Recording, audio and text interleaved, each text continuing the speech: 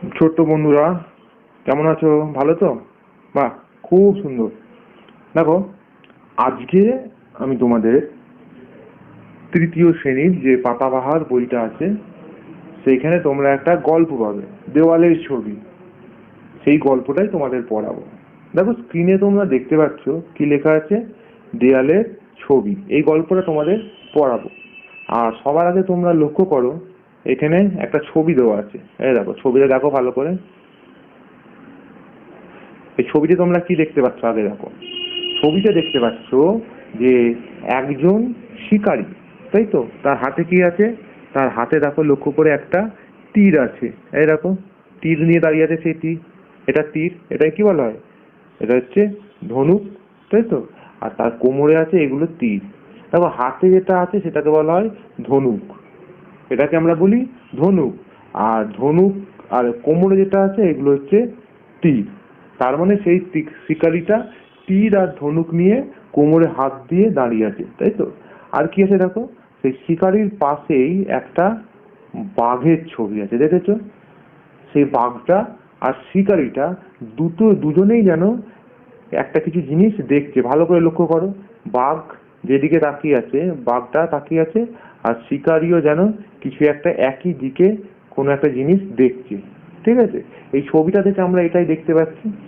আর এইটা গল্পটা কি না, নাম হচ্ছে দেওয়ালের ছবি, তাই তো? দেখো, এখানে তোমরা নামটা দেখতে পাচ্ছ কি না, দেওয়ালের ছবি।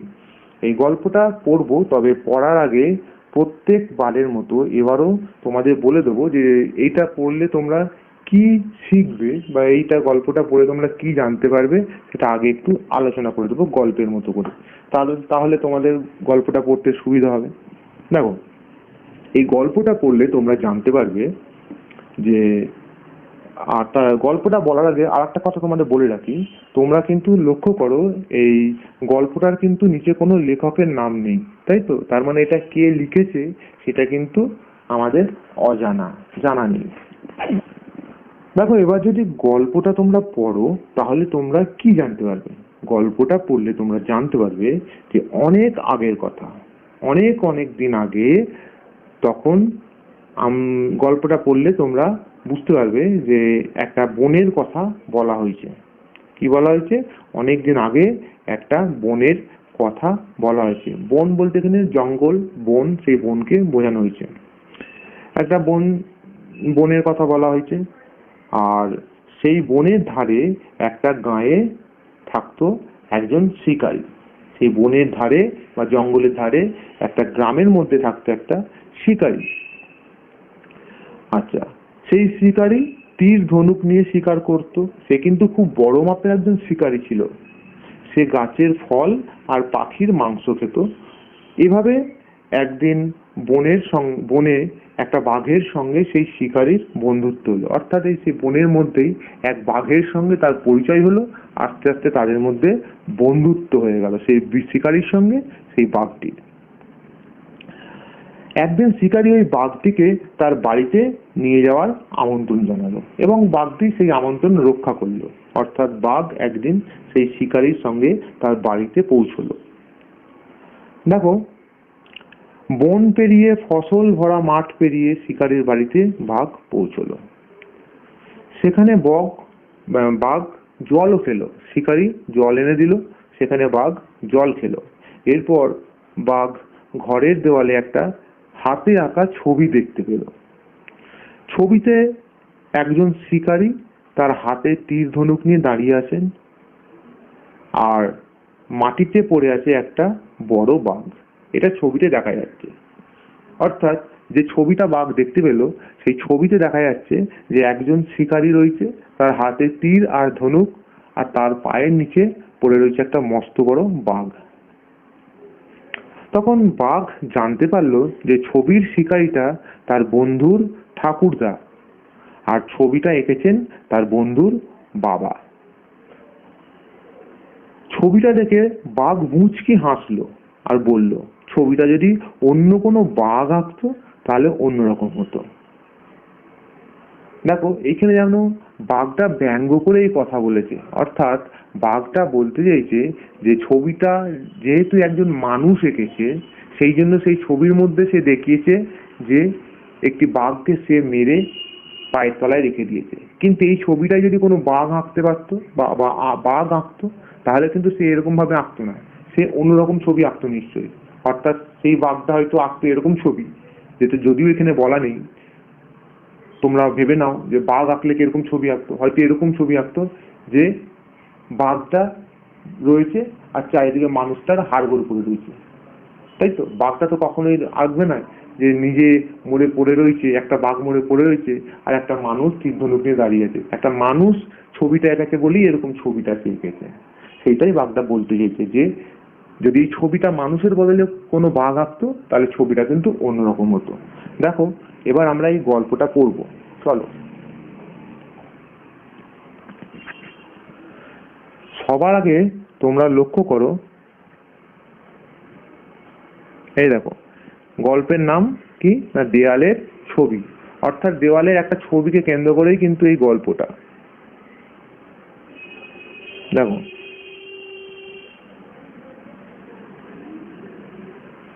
এটা একটি প্রচলিত গল্প, ঠিক আছে?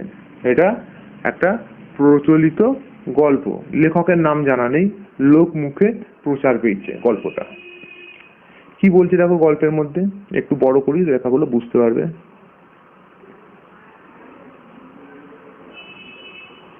এই দেখো, অনেক অনেক দিন আগের কথা। কি বলছে?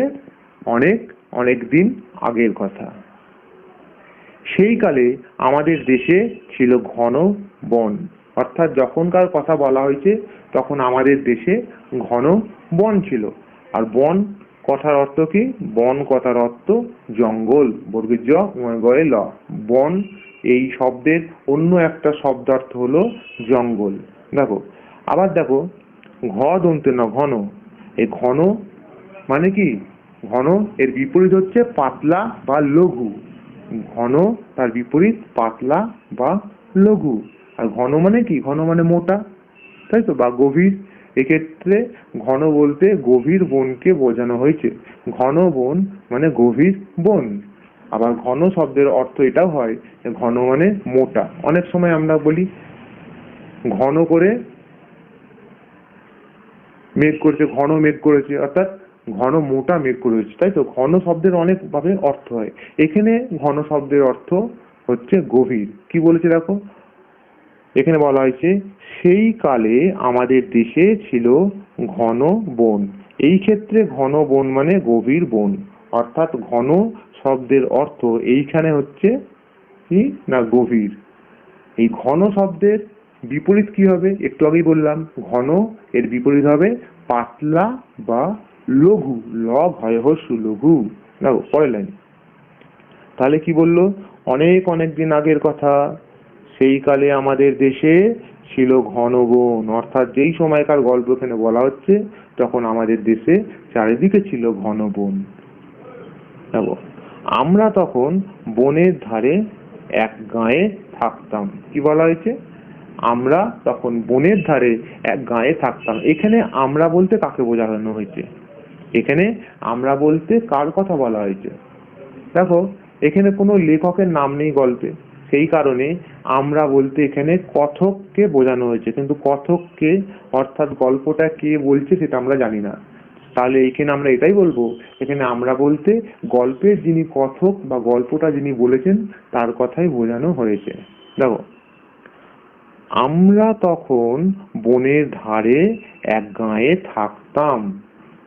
গাঁয়ে বানান লক্ষ্য করো, গয়ে চন্দ্রবিন্দু আকার 29 দোয়া একার। গাঁয়ে, গাঁয়ে মানে কি? গাঁয়ে মানে গ্রামে। কারণ গয়ে চন্দ্রবিন্দু আকার গাঁ, গয়ে চন্দ্রবিন্দু আকার গাঁ। এ গাঁ শব্দের অর্থ হচ্ছে গ্রাম। তাহলে গাঁয়ে মানে গ্রামে। অর্থাৎ অনেক অনেক দিন আগের কথা, সেই কালে আমাদের দেশে ছিল ঘন বন। আমরা তখন বনের ধারে এক গাঁয়ে থাকতাম। অর্থাৎ গল্পটা যে বলেছে তার কথা বলা হয়েছে, তিনি তখন গ্রামের ধারে, এই বনের ধারে এক গাঁয়ে বাস করতেন। দেখো, চাষ করতাম, বনে শিকার করতাম, সে ছিল বড় সুখের দিন। কি বললো? চাষ করতাম, সে যেহেতু গ্রামে ছিল সেই জন্য চাষ করতো, অর্থাৎ তিনি চাষাবাদ করে দিন কাটাতেন। আর কি করতো না, বনে শিকার করতাম। সে ছিল বড় সুখের দিন। এখান থেকে কিন্তু প্রায়শই একটা প্রশ্ন আসে, শূন্যস্থান। সে ছিল বড় ড্যাশ, তাহলে ড্যাশে তোমরা লিখবে সুখের দিন। সে ছিল বড় সুখের দিন। যদি এরকম দেয় প্রশ্নটা যে সে ছিল বড় ড্যাশ, তাহলে ড্যাশে তোমরা লিখবে সুখের দিন। ঠিক আছে, দেখো পরের লাইনে কি আছে, কোথায় হারিয়ে গেল সেসব সুখের দিন। অর্থাৎ সেই সময় খুব সুখ ছিল, অথচ এখন সেই সুখের দিন আর নেই। সেই জন্য এই কথা বলেছে যে কোথায় হারিয়ে গেল সেই সব সুখের দিন। দেখো সেই সময়কার ঘটনা বলা হচ্ছে। দেখো সেই কালে বনের ধারে গাঁয়ে থাকতো এক শিকারী। তিনি এই গল্পটা বলছেন, যিনি গল্পটা লিখেছেন, যে সেই সময় মানে অনেক অনেক বছর আগে, অনেক অনেক দিন আগে যখন সুখের দিন ছিল, সেই সময় কি হয়েছে না, সেই কালে বনের ধারে গাঁয়ে থাকতো এক শিকারী। সেই গাঁয়েই কিন্তু থাকতো একজন শিকারী। শিকারীকে, শিকারী মানে যিনি শিকার করেন তাকে শিকারী বলা হয়, তাই তো? এই শিকারীরা বনে গিয়ে নানা রকম পশু পাখি সব শিকার করেন, এদের বলা হয় শিকারী। সেটাই বলা হয়েছে কি না, সেই সময় বা সেই কালে বনে থাকতো, মানে বনের ধারে গাঁয়ে থাকতো একজন শিকারী।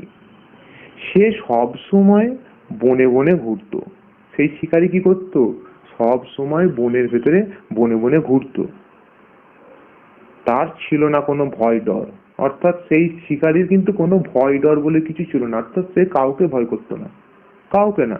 দেখো উল্টে বনের পশু পাখিরাই তাকে ভয় করত। সে তো কাউকে ভয় করতো না, উল্টে কি হতো না, বনের পশু পাখি তাকে ভয় করতো। অর্থাৎ এখানে বনের পশু পাখি তাকে ভয় করতো, এখানে তাকে বলতে কাকে বোঝানো হয়েছে প্রশ্ন আসে। দেখো যদি তোমাদের বলা হয় যে বনের পশু পাখি তাকে ভয় করত, এখানে তাকে বলতে কাকে বোঝানো হয়েছে, তাহলে তোমরা বলবে এইখানে তাকে বলতে শিকারীর কথা বোঝানো হয়েছে। ঠিক আছে, আবার এই লাইনটা থেকে এই প্রশ্নটাও আসে যে উল্টে বনের পশু পাখি তাকে ভয় করত, যে শিকারীকে কে ভয় করত, তাহলে তোমরা লিখবে শিকারীকে বনের পশু পাখি সবাই ভয় করত। এবার দেখো তার পরের লাইনে শিকারীর বর্ণনা দেওয়া হয়েছে যে শিকারীটা কেমন ছিল। দেখো হাতে তীর ধনুক গুলতি নিয়ে সে ঘুরতো। অর্থাৎ শিকারীর হাতে সবসময় কি থাকতো, হাতে তীর ধনুক আর গুলতি নিয়ে সে ঘুরতো। অর্থাৎ সেই শিকারীর হাতে সব সময় তীর ধনুক আর গুলতি থাকতো। তোমাদের একটু আগে ছবিটা দেখালাম আমি, তাই তো?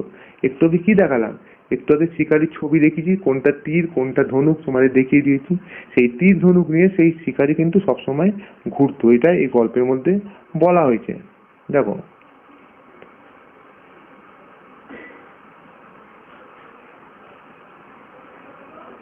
তারপরে কি আছে, দেখো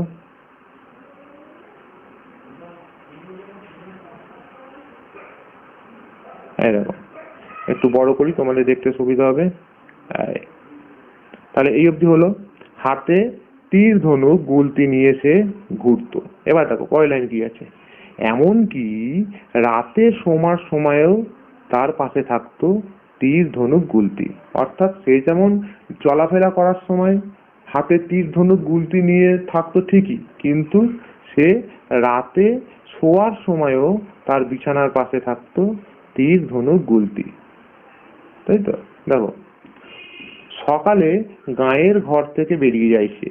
সে কি করতো সারাদিন সেটাই বলেছে। দেখো সকালবেলায় গাঁয়ের ঘর থেকে মানে গ্রামের ঘর থেকে সে বেরিয়ে যেত, আঁধার হওয়ার আগে পর্যন্ত বনে বনে ঘোরে।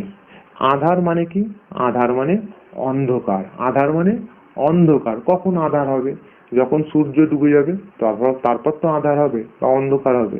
এখানে আঁধার মানে অন্ধকার, মনে রাখবে আঁধার শব্দার্থ হলো অন্ধকার। দেখো সেই শিকারী কখন বেরোতো না, সকালবেলায় গাঁয়ের ঘর থেকে বেরিয়ে যায়, সে সকালে বেরিয়ে যেত, আর আঁধার হওয়ার আগে পর্যন্ত সে বনে বনে ঘোরে। অর্থাৎ যতক্ষণ সকালে সেই যে বেরোতো যতক্ষণ না সন্ধে হবে বা আঁধার হবে, অন্ধকার নেমে আসবে, ততক্ষণ সারাক্ষণ সে বনে বনে ঘুরে বেড়াতো। আর কি করতো সে? সে গাছের ফল খায়, পাখি শিকার করে, বনেই রান্না করে খায়। অর্থাৎ সে বনে বনে ঘুরে বেড়াতো, আর সেখানে গাছের ফল খেত, তারপরে পাখি শিকার করত, আর সেই পাখিটাকে বনের মধ্যেই রান্না করে খেত। বড় আনন্দে থাকে সে, সে প্রচন্ড আনন্দে ছিল, তাই তো? দেখো, আসলে বড় রওক আর বড়, বড় মানে কি? বড় মানে তার সাইজটা বড় বা বিশাল, তাই তো? বয়সী তালবসাকার ল। কিন্তু এইখানে বড় মানে কি বলতো? বড় আনন্দে থাকে সে। দেখো, বড় আনন্দে থাকে সে, এই যে লাইনটা আছে এইখানে বড় মানে কিন্তু খুব বা প্রচন্ড। বড় আনন্দে থাকে সে মানে সে প্রচন্ড আনন্দে থাকে বা খুব আনন্দে থাকে। তাহলে এই ক্ষেত্রে বড় মানে প্রচন্ড বা খুব। দেখো, এমনি করে একদিন এক বাঘের সঙ্গে তার দেখা হলো। কি বলছে? এভাবে তো তার দিন কাটতে লাগলো, আর এমনি করেই একদিন সেই শিকারীর সঙ্গে এক বাঘের দেখা হলো। দেখেছো, এখানে সেটাই লেখা আছে। দেখো,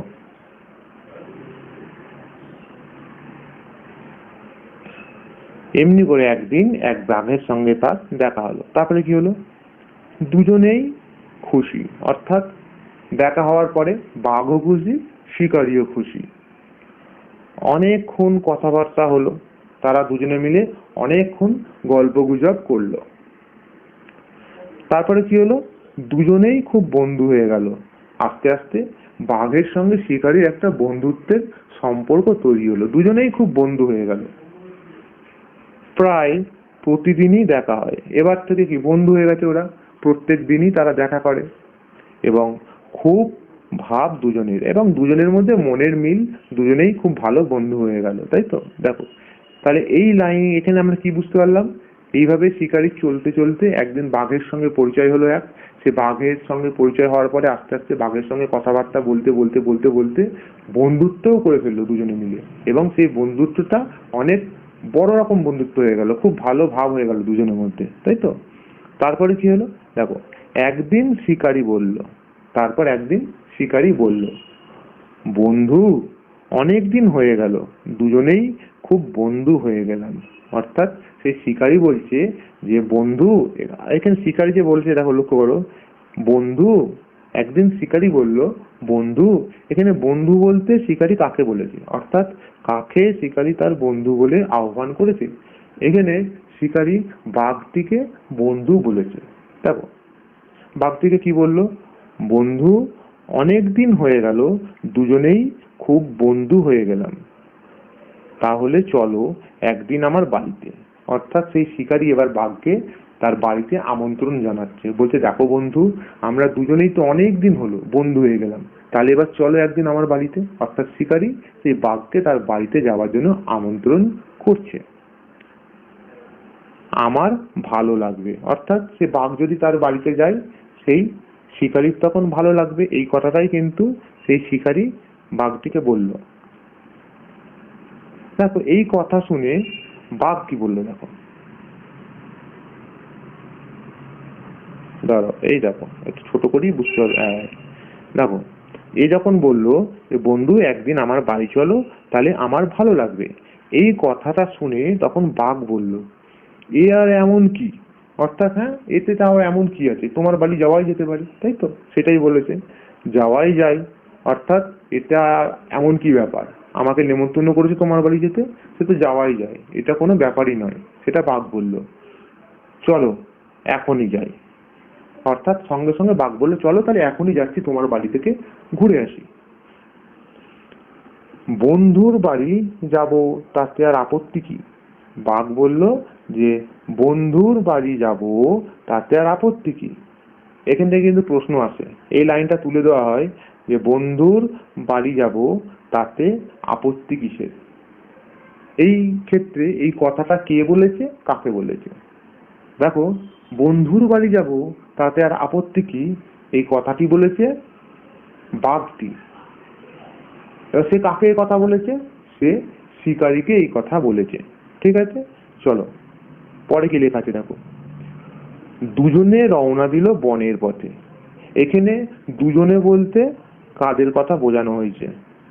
এই দুজনে বলতে এখানে বাঘ এবং শিকারীর কথা বোঝানো হয়েছে। এখান থেকে প্রশ্ন আসছে, দেখো, দুজনে রওনা দিল বনের পথে। দুজনে বলতে কাদের বোঝানো হয়েছে? দুজনে বলতে বাঘ এবং শিকারীকে বোঝানো হয়েছে। দেখো,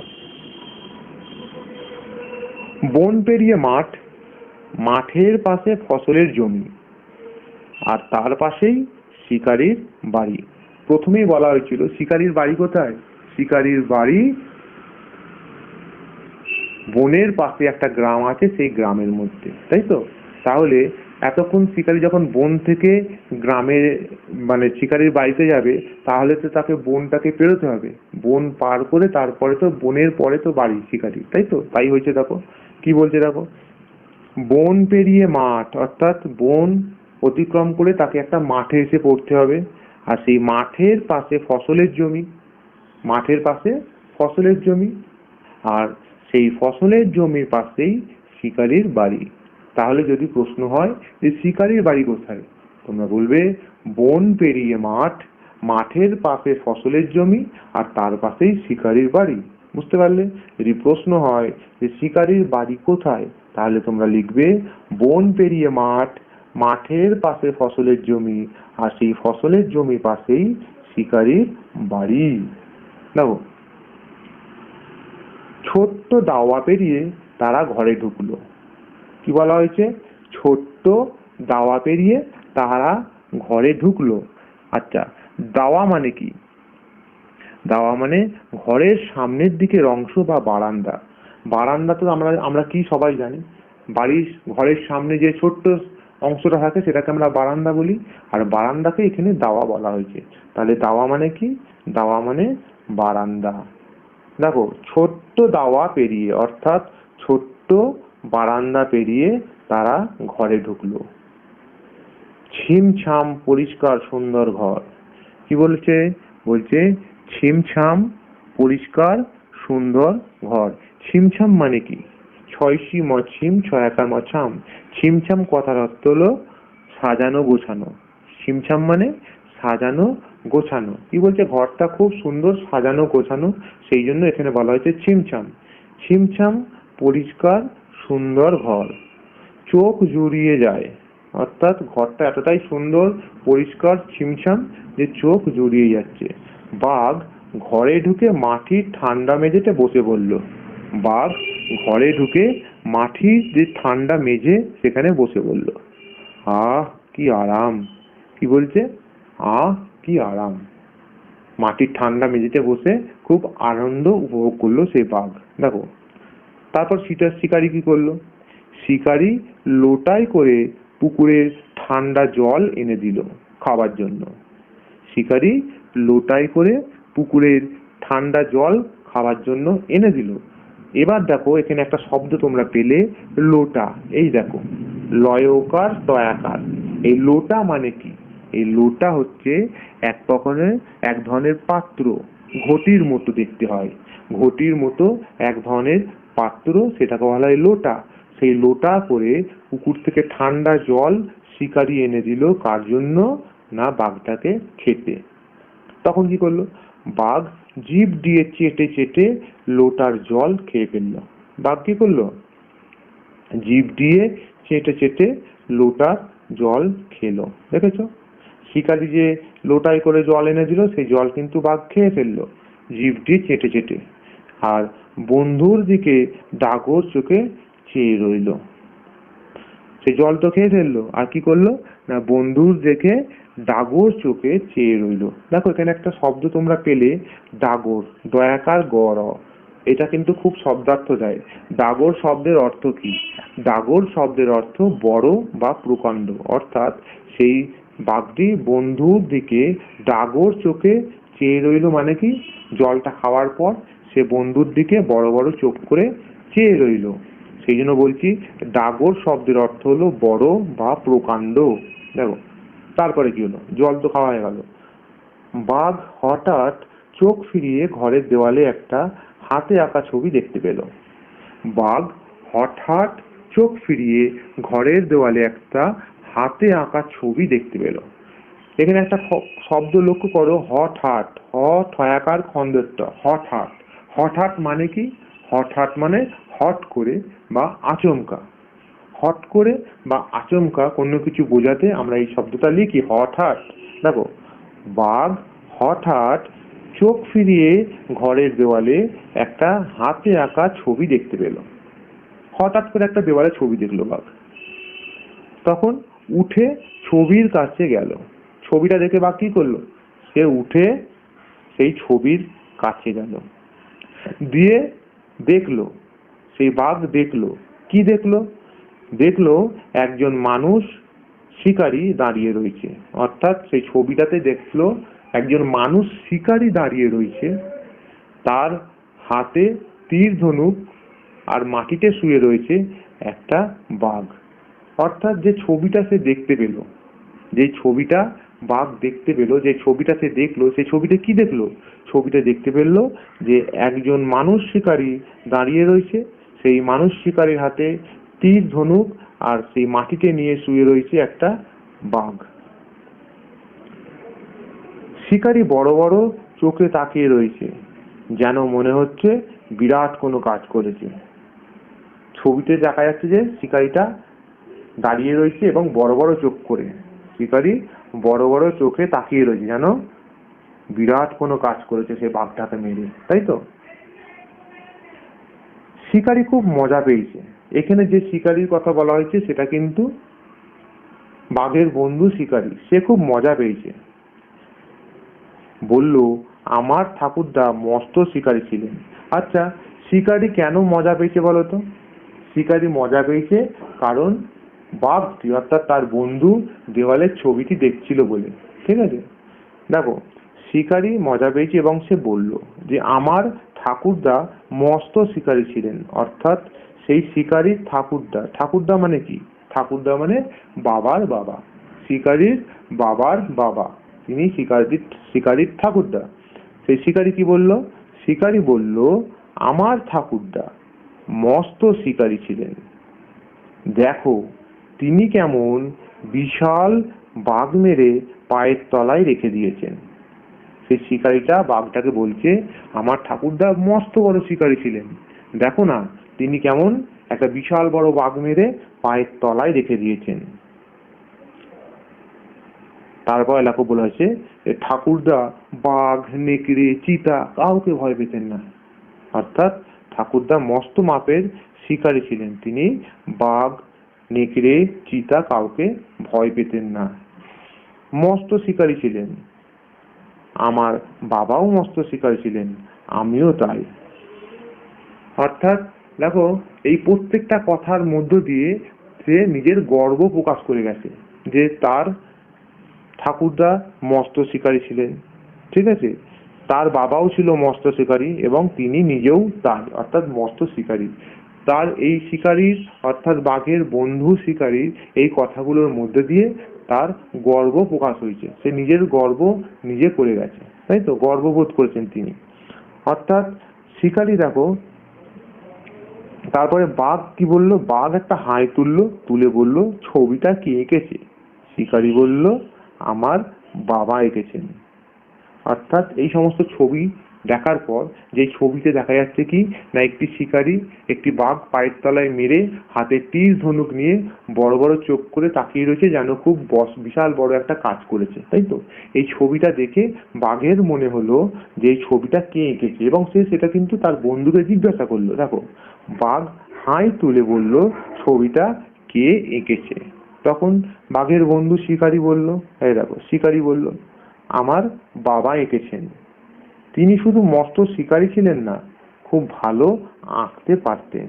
কি বললো? যখন বাঘ জিজ্ঞাসা করলো যে এই ছবিটা কে এঁকেছেন, তখন তার বন্ধু শিকারী বলল, এই ছবিটা তার বাবা এঁকেছেন। এবং সেইটাও বলল যে তার বাবা যে শুধু একজন মস্ত বড় শিকারী ছিলেন তাই নয়, তিনি কিন্তু খুব ভালো ছবিও আঁকতে পারতেন, তাই তো? দেখো, এইটা শুনে বাঘ কি বলল? তখন বাঘ বলল, হ্যাঁ সে তো দেখতেই পাচ্ছি, তবে এটা কি মানুষের আঁকা? এটা একটু ব্যঙ্গ করে বাঘটা বলল, যখন শিকারী বলল যে তিনি শুধু শিকারই ছিলেন না, খুব ভালো ছবিও আঁকতে পারতেন, তাই তো? তখন বাঘ বলল, হ্যাঁ সে তো দেখতেই পাচ্ছি, অর্থাৎ যে ছবিটা এঁকেছেন সেটা খুব ভালো ছবি, সেটা তো আমি দেখতেই পাচ্ছি। কেন একটা ব্যঙ্গ করে কথাটা বললো। তারপর তিনি বললেন, তাই এটা কি মানুষের আঁকা? অর্থাৎ এই কথাটা কিন্তু কিছুটা হলেও বাঘটা ব্যঙ্গ করে শিকারীকে বলেছিল। বাঘ যখন জিজ্ঞাসা করলো এটা কি মানুষের আঁকা, তখন শিকারী কি বললো দেখো। শিকারী বলল, কি যে বলো বন্ধু, আমার বাবা তো মানুষই ছিলেন। অর্থাৎ বাঘ যখন জিজ্ঞাসা করলো যে এটা কি মানুষের আঁকা, তার উত্তরে শিকারী বলল কি, কি যে বলো বন্ধু, আমার বাবা সে তো মানুষই ছিলেন। আমার বাবা তিনি মানুষ, মানুষ ছাড়া আর কি হবেন? অর্থাৎ আমি মানুষ, তাহলে আমার বাবা কি হবে? মানুষই হবেন। সেটাই বলেছে। সেইটা শুনে বাঘ দেখো কি বলল। তখন বাঘ গোফের ফাঁকে মুচকি হেসে ছবিটা বলল যে ছবিটা যদি কোনো বাঘ আঁকতো না তাহলে অন্যরকম হতো। অর্থাৎ দেখো, এই যে বাঘ গোফের ফাঁকে মুচকি হেসে, কেন মুচকি হাসলো বাঘ? বাঘ খুব ভালো করেই বুঝতে পেরেছে যে এই ছবিটা একজন মানুষ এঁকেছে বলেই এরকম ধরনের এঁকেছে, যে একটা বাঘ মরে পড়ে আছে, মানুষটা পরম বিক্রমে বড় বড় চোখ করে তাকিয়ে রয়েছে, তাই তো? কিন্তু যদি এই ছবিটা কোনো বাঘ আঁকতো, সে নিশ্চয়ই এইভাবে আঁকতো না। মানুষ এঁকেছে বলেই ছবিটাকে এইভাবেই রিপ্রেজেন্ট করেছে, এইভাবেই ছবিটাকে সে তুলে ধরেছে। কিন্তু বাঘ বলতে চাইছে এই ছবি যদি একটা বাঘ আঁকতো হয়তো ছবিটা অন্যরকমের হতো। অর্থাৎ সেখানে দেখা যেত কি, মানুষের পরাজয় হচ্ছে, বাঘটা জিতে যাচ্ছে। আসলে এই ছবির মধ্য দিয়ে কি দেখানো হয়েছে? এই ছবির মধ্য দিয়ে শিকারীর বীরত্বকে প্রকাশ করা হয়েছে এবং দেখানো হয়েছে যে বাঘ আর শিকারীর যুদ্ধে একজন বাঘ পরাজিত হচ্ছে আর একটা শিকারী বীর বিক্রমে দাঁড়িয়ে রয়েছে। এটা হয়েছে কেন সম্ভব হয়েছে এই ছবিটা আঁকা? কারণ সেটা একটা মানুষ এঁকেছে, সেই জন্য সেখানে জয়টা মানুষের দেখিয়েছে। কিন্তু একটা যদি বাঘ এই ছবিটা আঁকতো, সে কিন্তু কখনোই এরকম ছবি আঁকতো না যে একটি বাঘ মরে পড়ে রয়েছে। সেই ক্ষেত্রে কিন্তু ছবিটা অন্যরকম হতো। সেই ক্ষেত্রে কিন্তু সেই যুদ্ধে বাঘ জয়লাভ করতো, শিকারী নয়। সেই জন্যই বাঘ গোফের ফাঁকে মুচকি হেসে বলল, ছবিটা যদি কোনো বাঘ আঁকতো তাহলে কিন্তু অন্যরকম হতো। এখান থেকে একটা খুব সুন্দর প্রশ্ন আছে, এখানে লক্ষ্য করে রাখো। এখানে কি বলেছে যে শিকারী খুব মজা পেয়েছে। খুব ইম্পর্টেন্ট প্রশ্ন। এখান থেকে প্রশ্ন আছে, শিকারীর মজা পাওয়ার কারণ কি? এটা কিন্তু বুঝে শুনে উত্তর লিখতে হবে। যদি এই প্রশ্নটা আসে যে শিকারী খুব মজা পেয়েছে, কেন শিকারী মজা পেল, তাহলে তোমরা লিখবে যেহেতু বাঘটি, অর্থাৎ সেই শিকারীর বন্ধু বাঘটি সেই শিকারীর বাবার আঁকা ছবিটা দেখছিল, সেই জন্য শিকারী খুব মজা পেয়েছিল। আসলে বাবার আঁকা ছবিটাই তো বাঘ দেখছিল, তাই তো? এবার চলো, যে ছবিটা দেওয়া ছিল, দেখো গল্পটা পড়ানো তোমাদের হয়ে গেছে, এবার যে ছবিটা দেওয়া ছিল সেটা তোমাদের দেখিয়ে দিই। লক্ষ্য করো, দেখো এইখানে যে ছবিটা ছিল, অর্থাৎ যেই ছবিটা বাঘ দেখতে পেয়েছিল, চলো এবার ছবিটা দেখে নি। এই দেখো, দেখেছো? এই ছবিটা বাঘ দেখেছিল। এই এই ছবিটাই তোমরা কি দেখতে পাচ্ছ, দেখেছো? এই ছবিটাই দেখা যাচ্ছে যে একজন শিকারী সে বীর বিক্রমে দাঁড়িয়ে রয়েছে একটা মৃত বাঘের ওপর, তাই তো? অর্থাৎ সেই বাঘটাকে শিকার করে সে যেন বিশাল কোনো কাজ করেছে। এই ছবিটাই কিন্তু সেই শিকারীর বাবা এঁকেছিল। আর এই ছবিটা দেখেই বাঘে হাসি পেয়েছিল এবং সে মুচকি হেসে সে বলেছিল একটা মানুষ বলেই ছবিটা এরকম এঁকেছে, কিন্তু একটা বাঘ আঁকলে ছবিটা হয়তো অন্যরকম হতো। দেখো, তোমাদের এই যে গল্পটা এখানে পড়ানো শেষ হলো। আর তার সঙ্গে যদি তোমাদের ছাত্রদের বলছি, যারা দেখবে অনুশীলনী প্রশ্ন উত্তরগুলো করতে চাইছো, তারা তোমাদের বড় বাড়ির বড় যারা আছে গার্জেনদের সাহায্যে ওদের বলবে ডেসক্রিপশন বক্সে আমাদের যে লিঙ্ক দেওয়া আছে সেখানে অনুশীলনীর প্রশ্ন উত্তরের ক্লাসের লিঙ্ক দেওয়া আছে, সেইটা দেখে যেন তোমাদের সেই ক্লাসটা করিয়ে দেয়। আজকে অবধি থাক, পরের দিন আবার অন্য কিছু পড়াবো। সবাই ভালো থাকো। গার্জেনদের উদ্দেশ্যে বলছি, যদি ভিডিওটি ভালো লাগে বা ভিডিওটি যদি আপনার ছেলে বা মেয়ের ভালো লাগে বা ওদের যদি কোনো কাজে লাগে, উপকারে আসে, তাহলে ভিডিওটিকে একটু লাইক করে দেবেন। আর আমাদের এই অনলাইন ক্লাস যে চ্যানেলটি আছে সেই চ্যানেলটিকে একটু সাবস্ক্রাইব করে দেবেন। সবাই ভালো থাকুন, সুস্থ থাকুন। আর একটা কথা, আমরা যে চ্যানেলটা খুলেছি সেটা শুধুমাত্র আমরা শিক্ষা সম্পর্কিত ভিডিও এখানে আপলোড করব, যেটা আপনার ছেলে বা মেয়ের জন্যই। যদি ওদের কোথাও কোনো রকম কিছু বুঝতে অসুবিধা হয় বা কোনো সমস্যা থেকে থাকে, আপনারা কিন্তু কোনো রকম দ্বিধাবোধ করবেন না, আমাদের কমেন্টে লিখে জানাবেন। আমরা যথাসাধ্য চেষ্টা করব তাদের সমস্যার সমাধান করে দেওয়ার। সবাই ভালো থাকুন, সুস্থ থাকুন।